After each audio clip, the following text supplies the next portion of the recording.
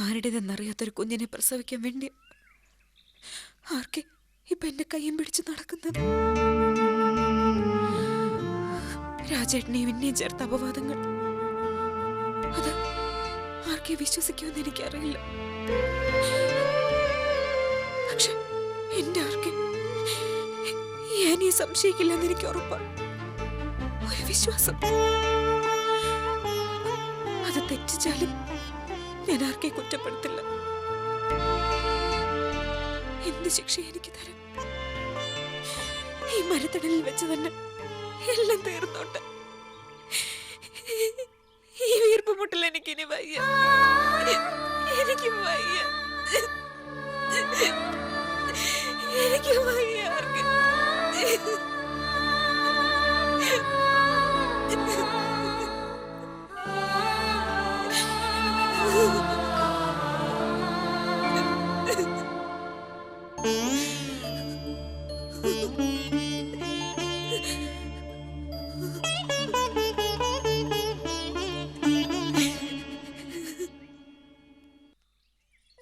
എന്തിനു വേണ്ടിയാ ഞാൻ അനിയെ കൊല്ലേണ്ടത്?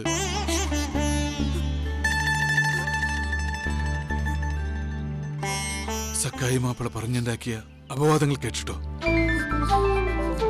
അതോ ആനി എന്നൊരു വിളിയെങ്കിലും ഈ ഓർമ്മയിൽ അവശേഷിക്കണമെന്ന് ആഗ്രഹിച്ച് ഇത്രയധികം എന്നെ സ്നേഹിച്ചതിനോ? എന്തിനാ ഞാൻ ആനിയെ കൊല്ലേണ്ടത്? പറയാനി.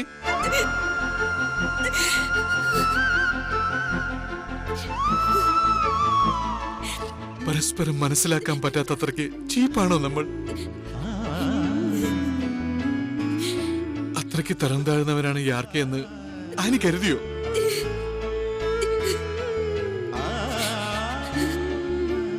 വേണമെങ്കിൽ നിന്നെ ഈ മരത്തണലിൽ വെച്ച്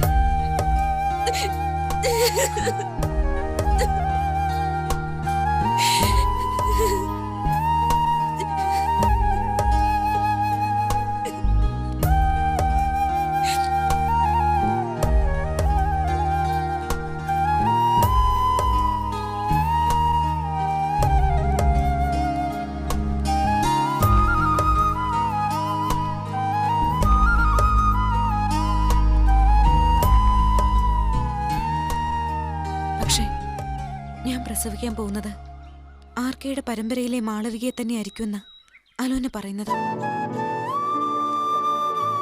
അലോനയോ? അതെ. അലോന എവിടെയുണ്ട്?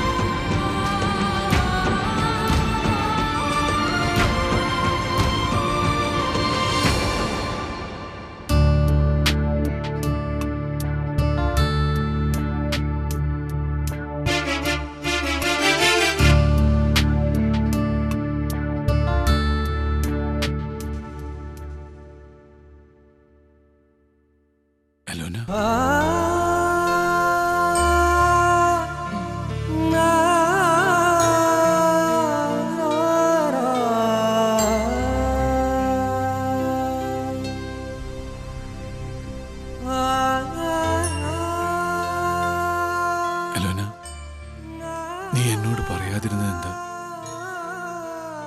അതെടുക്ക് ഇതെടുക്കെന്നൊക്കെ പറഞ്ഞ് ഒരുപാട് ബുദ്ധിമുട്ടിച്ചില്ലേ നിന്നെ? എന്തിനാ എന്നിൽ നിന്ന് ഒളിപ്പിച്ചു വെച്ചത്? ആനിയും ഒന്നും പറഞ്ഞില്ല. ആർക്കെ ഞാൻ പറഞ്ഞില്ല ആർക്കയുടെ അവസ്ഥ എന്ത് എപ്പോഴാ പറയുന്നതെന്നറിയാത്തൊരവസ്ഥയുണ്ടായിരുന്നു. ആ സമയത്ത് ഇത് അലൂനയാണെന്നറിഞ്ഞ മറ്റുള്ളവരോട് വിളിച്ച് പറഞ്ഞ പിന്നെ അതുകൊണ്ടാ ആർക്കെ.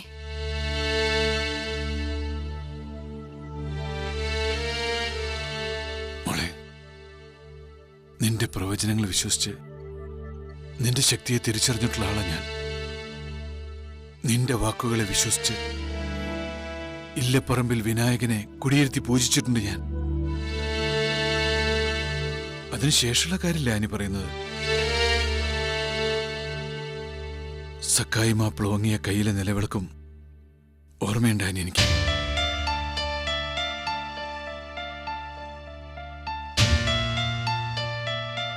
വേറൊരു പ്രവചനം പറഞ്ഞില്ലേ നീ? ആര്യങ്കാവില്ലത്തിന്റെ പരമ്പരയിൽ എനിക്ക് ആനിയുടെ വയറ്റിൽ ഒരു കുഞ്ഞു ജനിക്കെന്ന് പറഞ്ഞില്ലേ നീ? ഏത് ലോകത്തായിരിക്കുമ്പോഴും ഇത് വിശ്വസിച്ച് ജീവിച്ച ആളാ ഞാൻ. എന്നിട്ട് ഇപ്പോഴെന്ത് ഇങ്ങനെയൊക്കെ ആയത്?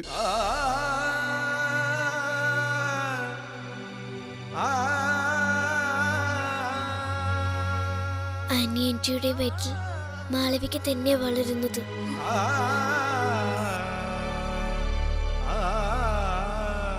കൂടുതലൊന്നും എനിക്കറിയില്ല അനിയന്റി, അത്ര എനിക്കറിയൂ.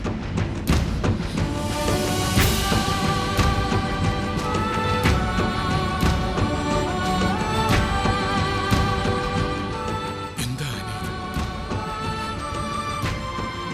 ഇപ്പോഴാണോ ഞാൻ ഭ്രാന്തനായത്? എനിക്കൊന്നും മനസ്സിലാവുന്നില്ല. നീ തന്നെ പറ. എനിക്കൊന്നും അറിയില്ല ആർക്ക്. നമുക്ക് അവളെ വിശ്വസിക്കാം. അവള് പറഞ്ഞതുപോലെ തന്നെ സംഭവിക്കട്ടെ. എങ്ങനെയാ നീ ദത്തെടുത്ത ബീജം എങ്ങനെയാ എന്റെ കുഞ്ഞാവുന്നത്, എന്റെ പരമ്പരയാവുന്നത്?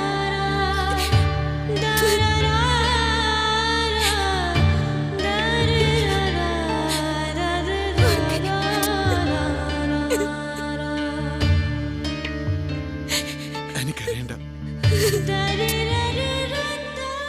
ഈ സമയത്ത് ഇങ്ങനെ കരയാൻ പാടുണ്ടോ? ഞാൻ കുറ്റപ്പെടുത്തിയതല്ല.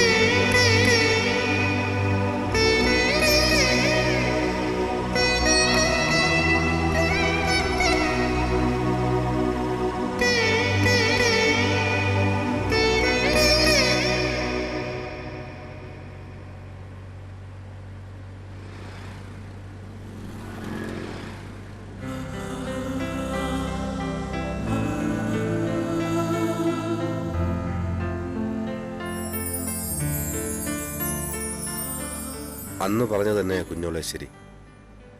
ഏതാദ്യം പറയണമെന്ന കൺഫ്യൂഷൻ.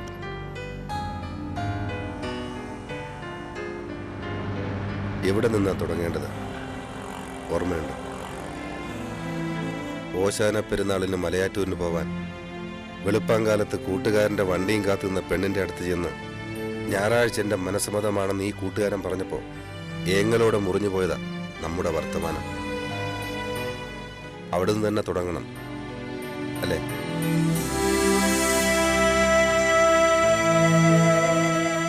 അതോ അതിനു മുമ്പുള്ള കാലത്ത് എന്നതാ മച്ചമ്പി ഇവറ്റകൾക്ക് ഇത്ര കണ്ട് പറയാൻ, എന്നാ പിടിച്ചാൽ കെട്ടിച്ചാലോ?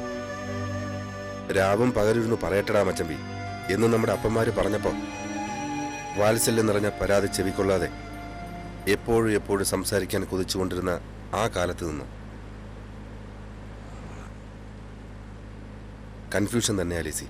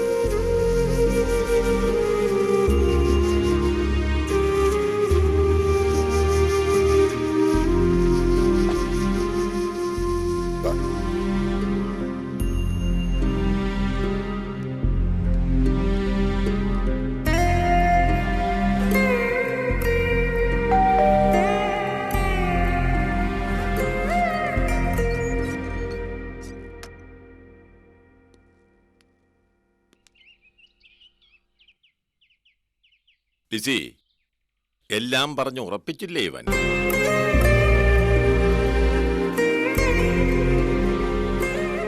അതോ അപ്പന് വേണ്ടി ചെയ്യുന്ന ഔദാര്യമെന്ന നിലയിലാണോ രാജ ഇപ്പോഴും? അല്ലപ്പ, കർത്താവിന്റെ തീരുമാനം മാറാതിരുന്നാ മതി. അത് മാറത്തില്ല. ഒരിക്കൽ ഞാനായിട്ട് മാറ്റിയതല്ലേ. അതിന് പ്രായശ്ചിത്തം ചെയ്യാൻ കർത്താവ് ഒരു അവസരം തന്നിരിക്കും. ലിസി അകത്തു പോ.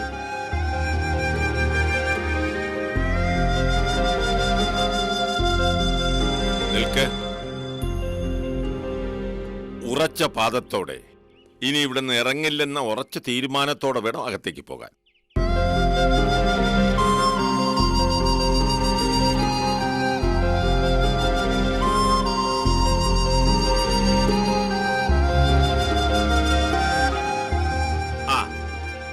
രാജന് മനസ്സിലായോ ഇദ്ദേഹത്തെ? സാറ് സാക്ഷിയായുള്ള കേസിൽ അപ്പീൽ ചെയ്തിട്ടുണ്ട് ഞാൻ. പണ്ടത്തൊരു വാളയാർ ഇഷ്യൂ ഇല്ലേ? PP ഒന്നും അല്ല, ഇപ്പോ പ്രൈവറ്റ് പ്രാക്ടീസാ. വിവാഹമോചന കേസിലെ അപ്രിയം അല്ലേടോ?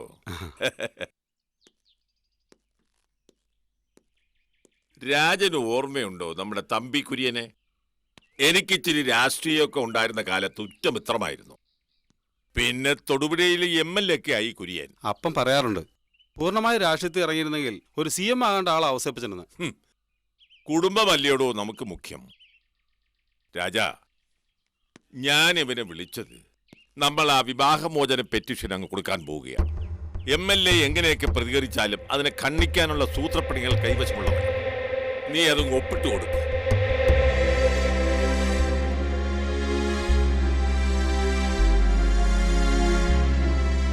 സാറിനറിയാലോ, കൊച്ചവസ്ഥപ്പറ്റി പറഞ്ഞ സൂത്രപ്പണി എന്ന് പറയുമ്പോൾ നമുക്ക് മാർഗങ്ങളില്ല, ലക്ഷ്യമേ ഉള്ളൂ. മുഖം നോക്കാതെ, ഒഫീഷ്യൽ സ്റ്റാറ്റസ് നോക്കാതെ, ഒന്നും നോക്കാതെ. മനസ്സിന് മുറിവേറ്റ് നിൽക്കുമ്പോൾ എന്ത് പ്രസ്റ്റീജ്, എന്ത് സോഷ്യൽ സ്റ്റാറ്റസ്, എന്ത് ഔദ്യോഗിക പദവി? നീ അത് ഒപ്പിട്ട് കൊടുക്ക രാജാ.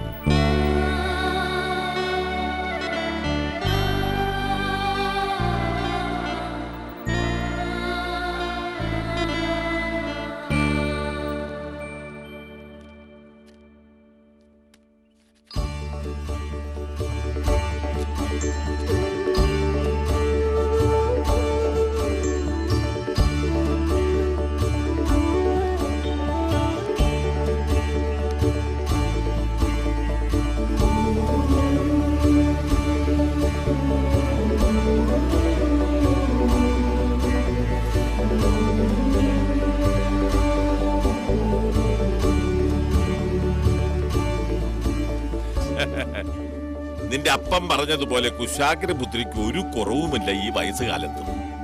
നിന്റെ അപ്പനോട് എന്നെ ഒന്ന് രാഷ്ട്രീയത്തിലേക്ക് കടത്തിവിടാൻ പറഞ്ഞു നോക്ക്. അപ്പ കാണാം ഈ കൊച്ചൗസേപ്പ് ആരാണെന്ന്. ഞാൻ ഇറങ്ങട്ടെ സർ.